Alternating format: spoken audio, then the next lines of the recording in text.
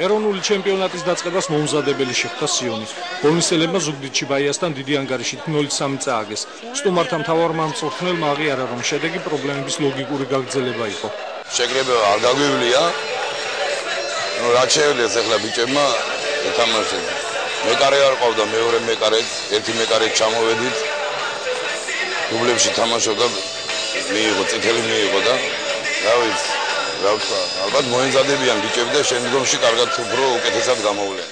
პირველ ტურს დაალხენილი არც ზუგდიდის ბაია შეხვედრია, მაგრამ გუნდს დაუბრუნდნენ მეკარა გიორგი სომხიშვილი, ნახევარმცველი ლუკა გუგუჩია და თავდამსხმელი ირაკლი ქობალია.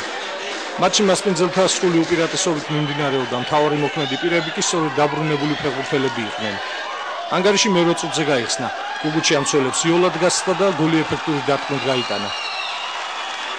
21 წუთზე ბაიას უპირატესობა უფრო სოლიდური გახდა. თათარი გვალას გადაცემის შემდეგ ირაკლი ქობალია კარგად გაიხსნა და სიონის მეკარეს შანსი არ დაუტოვა.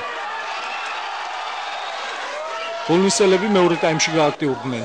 სვაობის შემცირების შანსიც ჰქონდათ, მაგრამ კარგად თამაშობდა ბაიას მეკარე გიორგი სომხიშვილი. საბოლოო ანგარიში 73 წუთზე შოთა ლომიამ დააფიქსირა. ზუგდიდელთა ნახევარმცველმა ირაკლი ქობალიას სამოწყებული კომბინაცია დააგვირგვინა. 3-0 ზუგდიდის ბაიას სასარგებლოდ.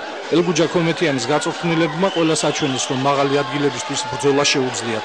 გოლმისის სიონს კი თუ კი გუნდში მდგომარეობა არ გამოსწორდა, ასეთი თამაშით უმაღლეს ლიგაში დარჩენა ძალიან გაუჭირდება.